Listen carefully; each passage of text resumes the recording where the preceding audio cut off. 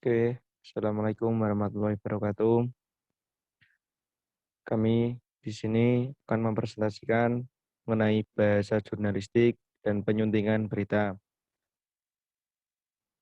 Perkenalkan, kelompok kami yaitu satu, saya sendiri, Abdul Fadilatul Al-Farik, NIM 6211419063. Yang kedua, Cakra Rizky Akbari, NIM 6211419064. Yang ketiga, Mustamim Abidullah, NIM 6211419079. Yang selanjutnya Firman Sastio Nugroho, NIM 6211419084. Dan yang terakhir Afitalia Khairun Nikmah, NIM 6211419086.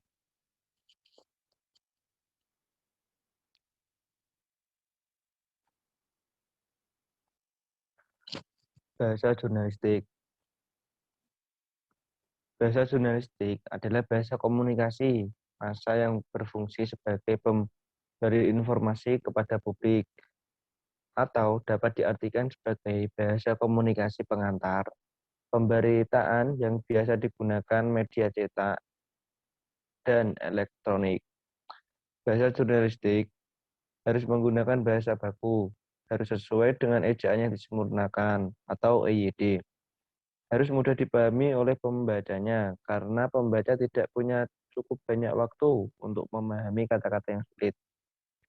Bahasa jurnalistik memiliki beberapa karakter yang berbeda-beda berdasarkan jenis tulisan apa yang akan diberitakan. Bahasa jurnalistik yang digunakan untuk menulis reportase investigasi tentu lebih cermat bila dibandingkan dengan bahasa yang digunakan dalam penulisan Reuters.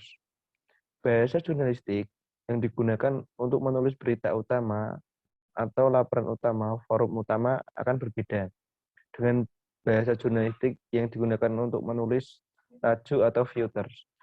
Dalam menulis, banyak faktor yang dapat mempengaruhi karakter bahasa jurnalistik karena menentukan masalah, tinggal penulisan, dan pembagian tulisan dan sumber atau bahan tulisan. Monggo selanjutnya.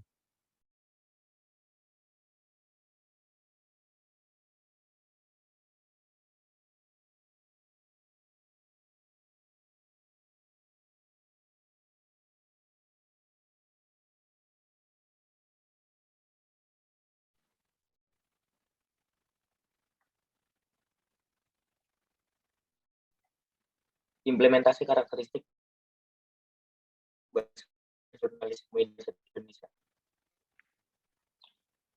Secara singkat bisa diartikan itu tidak panjang, padat, dan singkat, harus mampu menyampaikan informasi yang lengkap secara sederhana, sedapat memiliki dan sederhana, secara lugas, mampu menyampaikan pengertian atau makna informasi secara langsung dengan menghindari bahasa yang berbunga-bunga, dengan secara menarik, menggunakan pilihan kata yang masih hidup, tumbuh, dan berkembang secara jelas, menyampaikan informasi yang mudah dipahami oleh umum atau pembaca.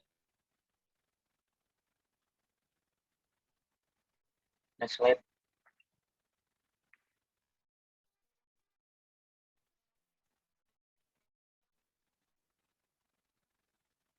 Jenis-jenis bahasa jurnalistik. Ada yang pertama menggunakan ekonomi kata, kontaminasi, keterangan waktu, kata kerja transitif, penerapan ekonomi kata dan imbuhan, dan yang terakhir istilah-istilah pinjaman. Next slide.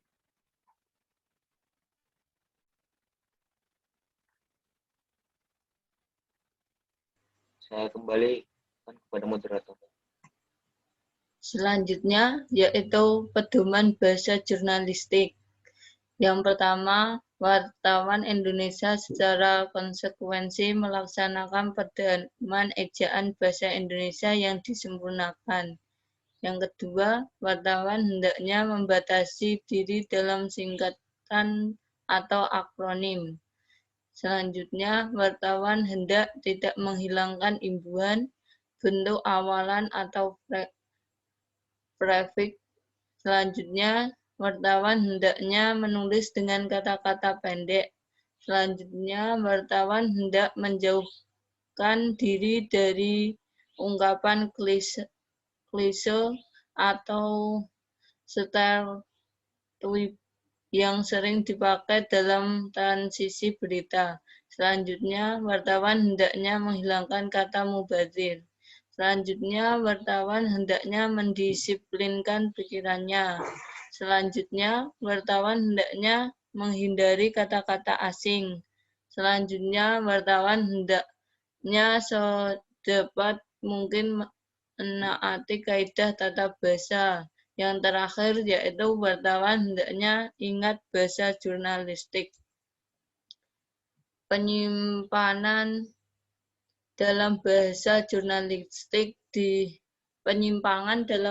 jurnalistik dibagi menjadi 5, yaitu penyimpangan morfologi. Penyimpangan morfologi adalah penyimpangan yang sering terjadi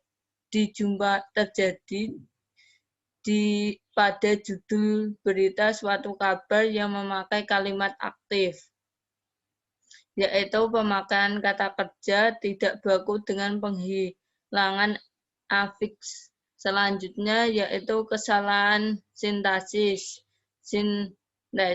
yaitu kesalahan berupa pemakaian tata bahasa atau struktur kalimat yang kurang benar, sehingga mengacu pengertian.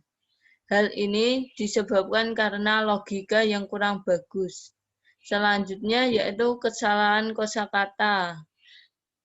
Sering terjadi dengan alasan kesopanan atau meminimalkan dampak buruk pemberitaan.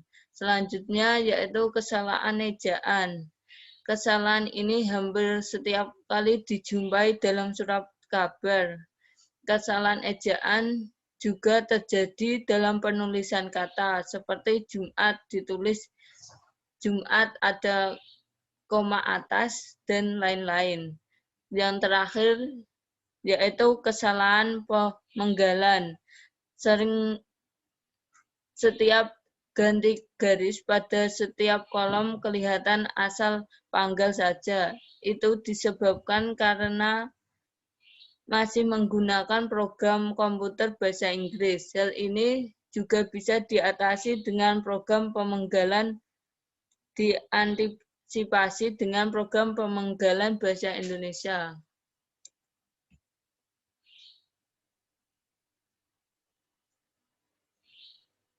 Penyuntingan berita. Menyunting dilakukan setelah kegiatan menulis. Dan menulis itu sendiri adalah kegiatan berkomunikasi sama seperti komunikasi lisan. Pesan yang efektif dan tepat akan memudahkan si penerima pesan untuk memahaminya. Dan penulis yang baik ialah penulis yang mampu menggunakan teknik menulis yang berbeda, yang disesuaikan sasaran tulisan dan tujuan penulisan itu. Menyunting merupakan proses pemeriksaan kembali naskah dari sisi bahasa dan konten atau isi. Menyunting naskah online memiliki tujuan agar tulisan mudah dipahami maksud dan isinya, memiliki tampilan yang menarik dan berdata akurat.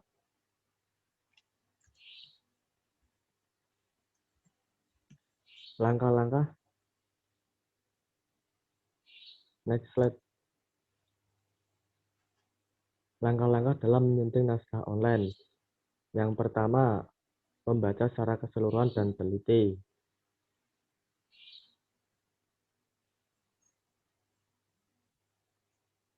Yang kedua,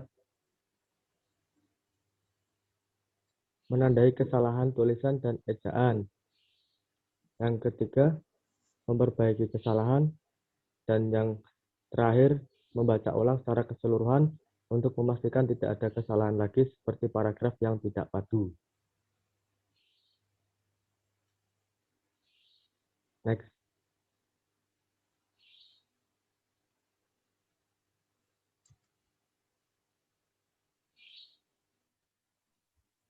Selanjutnya yaitu penyuntingan online dibagi menjadi dua, yaitu penyuntingan redaksional, yang artinya menganalisis diksi, ejaan, dan kalimat agar logis, mudah dipahami, dan tidak ambigu dari sisi makna atau isinya.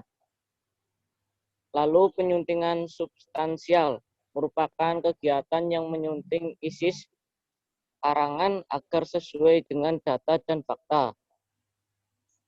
Penyuntingan ini memerlukan data-data yang relevan dan terjamin. Next.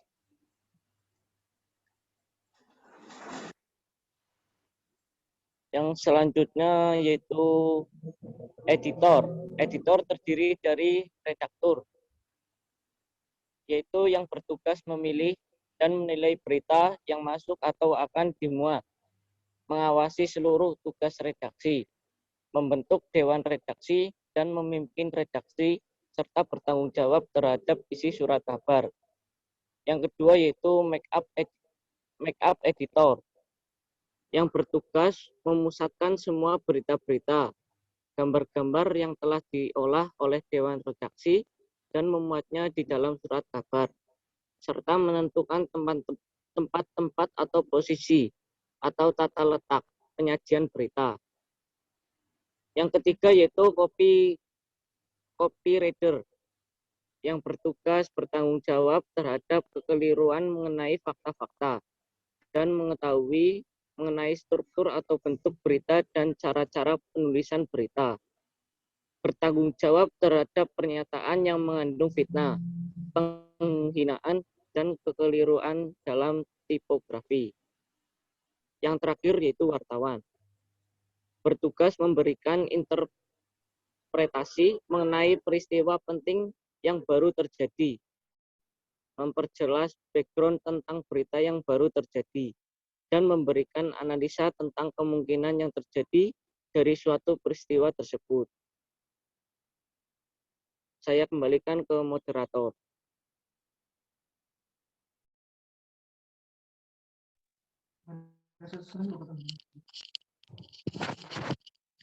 Ya, mungkin itu presentasi yang dapat kami sampaikan dari kelompok kami. Kurang lebihnya mohon maaf.